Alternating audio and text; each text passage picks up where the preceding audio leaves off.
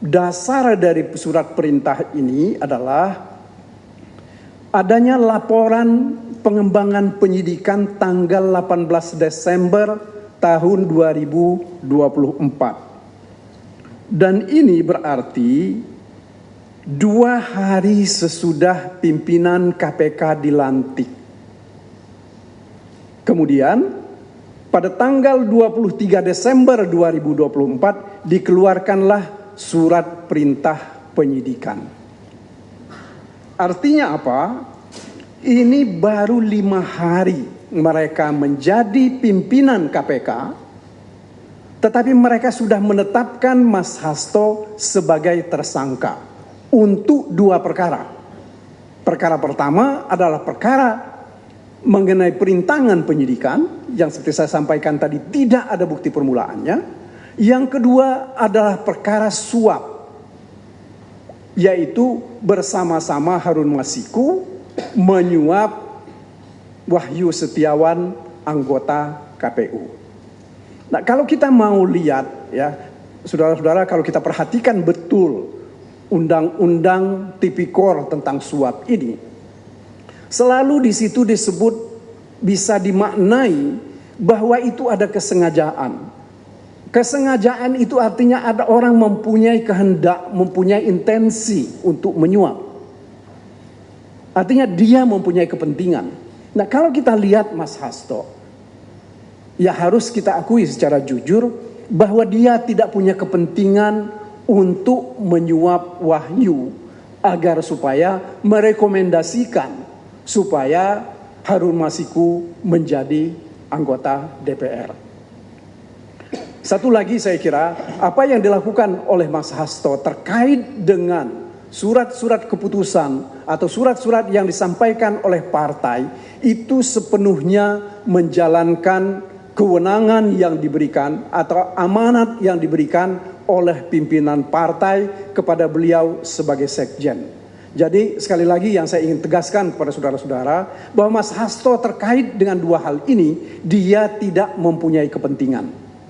Dan lagi yang mesti saya jelaskan, tegaskan lagi bahwa pimpinan KPK itu tidak mempunyai kewenangan untuk melakukan penahanan. Sehingga penahanan ini menurut hemat kami dilakukan tidak menurut hukum.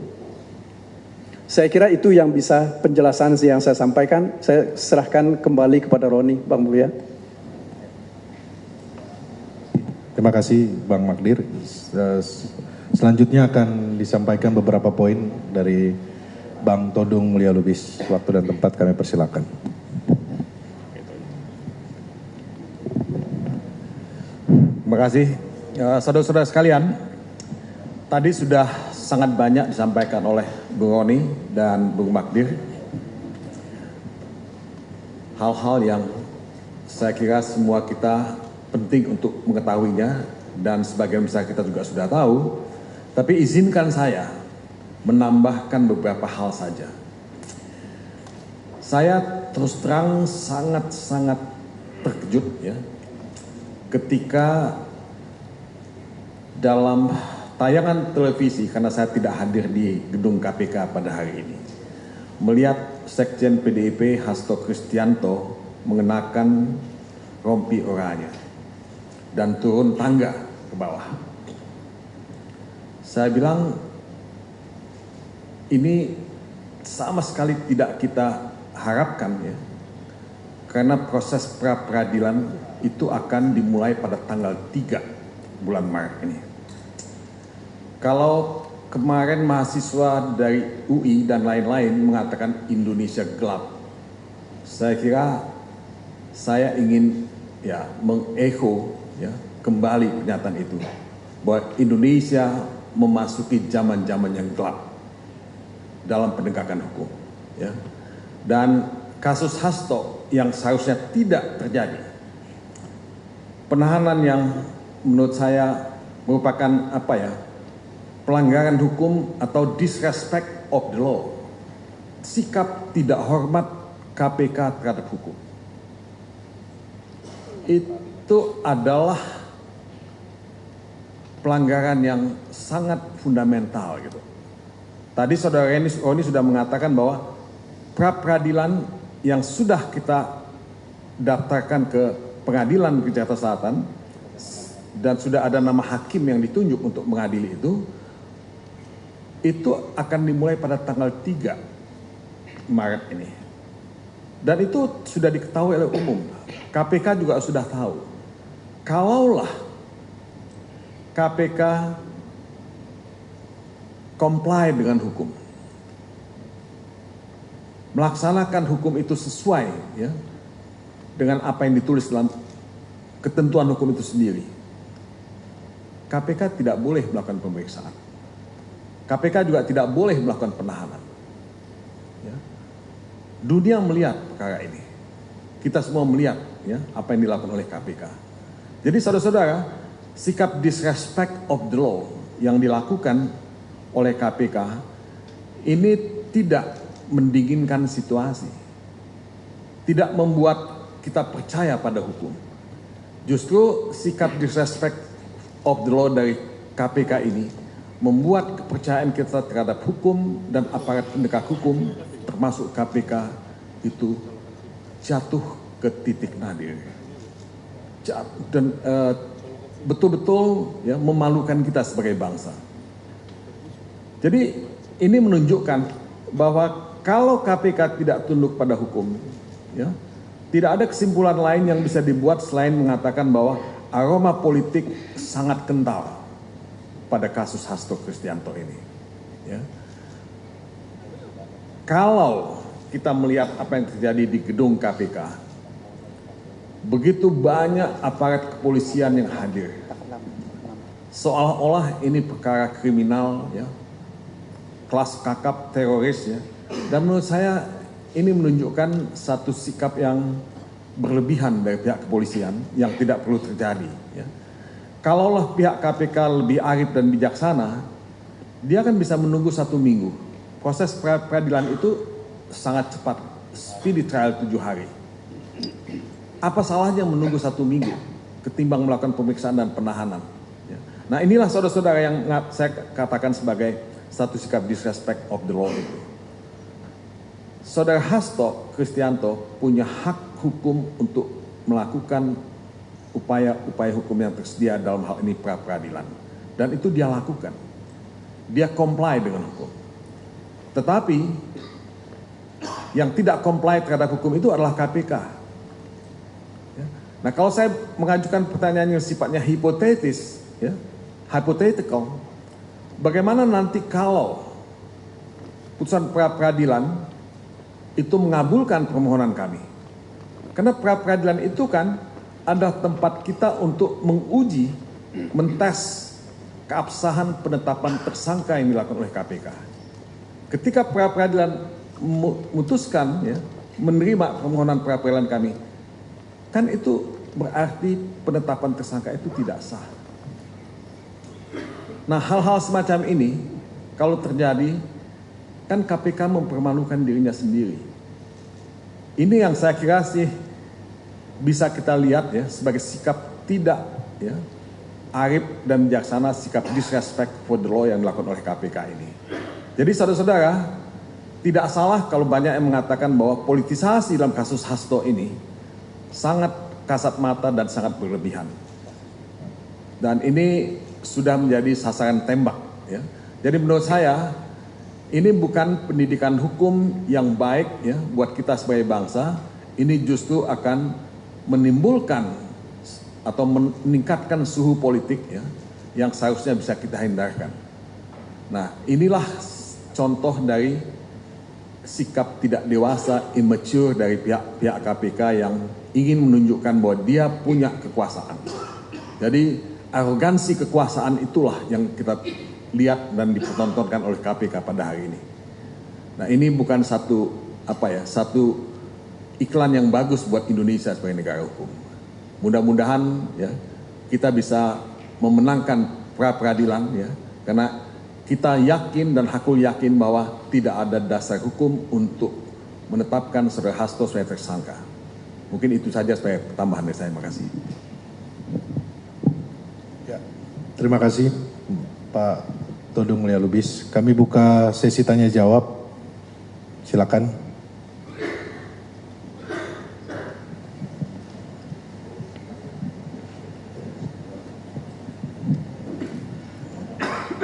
dari media mana dan sebutkan nama. Saya buka 3 pertanyaan saja cukup. Ya, silakan. Izin, saya Charlie dari Forum Keadilan. Pak, dengan ditahannya Pak Hasto, siapa pengganti Sekjen PDIP? Itu yang pertama. Yang kedua, Pak, izin, dengan ditahannya Pak Hasto, apa rekaman yang di Rusia akan dibongkar, Pak? Apa yang kedua? Dengan ditahannya Pak Hasto, apa rekaman yang di Rusia akan dibongkar, Pak?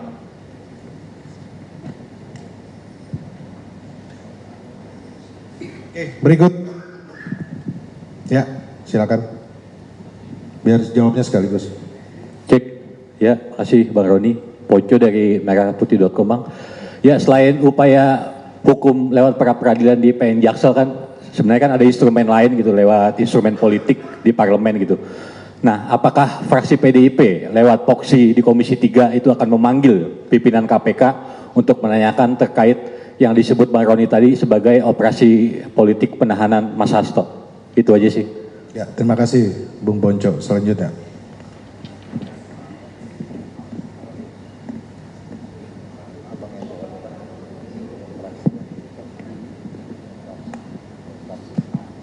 Selamat malam, Mas Roni. Saya Gi dari era.id, izin bertanya. Dalam 2 hari terakhir ini ada 3 kader PDIP yang ditahan kemarin. Ada Mbak Ita dan suaminya hari ini dan Mas Hasto. Dari PDI Perjuangan sendiri menanggapi ini seperti apa? Apakah ada kesengajaan dari KPK? Seperti yang tadi disebutkan bahwa ini merupakan upaya mengacak-ngacak partai gitu. Tanggapannya seperti apa, Mas, atas 3 penahanan kader PDI Perjuangan? Sekian, makasih.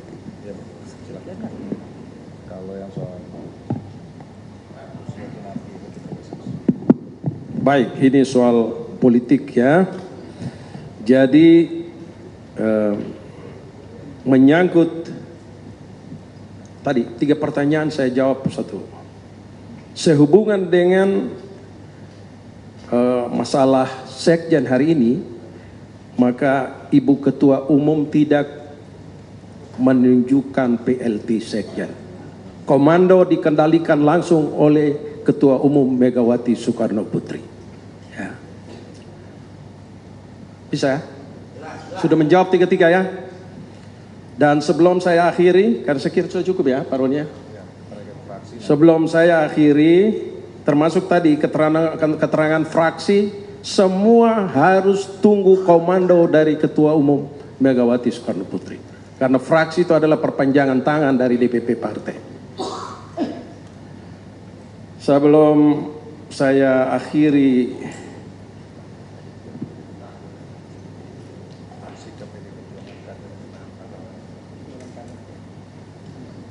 tadi tangkap-tangkap sebenarnya tidak perlu ditanyakan. Tadi sudah bilang ini urusan bukan urusan hukum tapi urusan politik sebenarnya. Hukum yang dipolitisir. Sasaran adalah kepada PDI Perjuangan.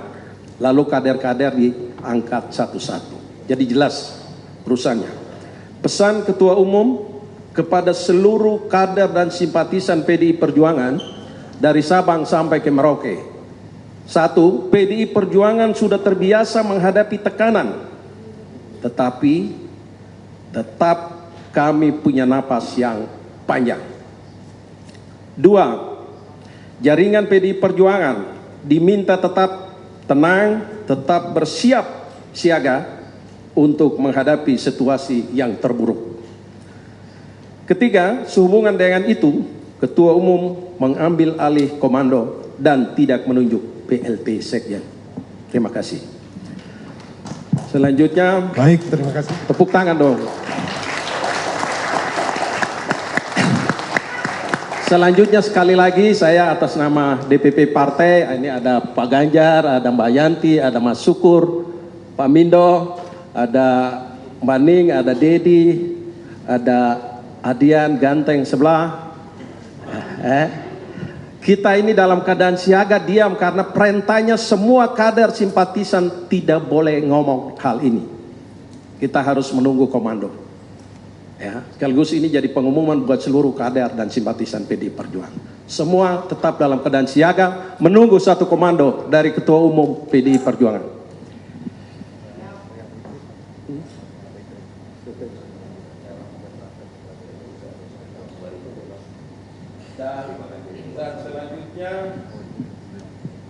kami tetap berharap teman-teman wartawan tetap bersama kami dalam perjuangan ini.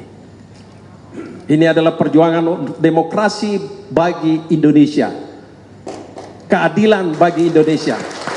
Mari kita berjuang sama-sama. Kalau sekarang perjuangan kita belum berhasil, anak cucumu akan menikmati hasil itu. Terima kasih, selamat malam. Wassalamualaikum warahmatullahi wabarakatuh. Merdeka! Merdeka! Merdeka! Terima kasih. Ya pemirsa, demikianlah konferensi pers yang dilaksanakan di DPP PDI Perjuangan malam hari ini, di mana PDIP diwakilkan oleh Roni Talapesi, Magdir Ismail, dan Todung Mulya Lubis menyatakan sikap penyayangan atas penahanan Sekjen PDIP Hasto Kristianto. Adapun sejak penahanan Sekjen PDI Perjuangan Hasto Kristianto, Ketua Umum Megawati Soekarno Putri akan mengambil alih komando dan tidak akan menunjuk PLT.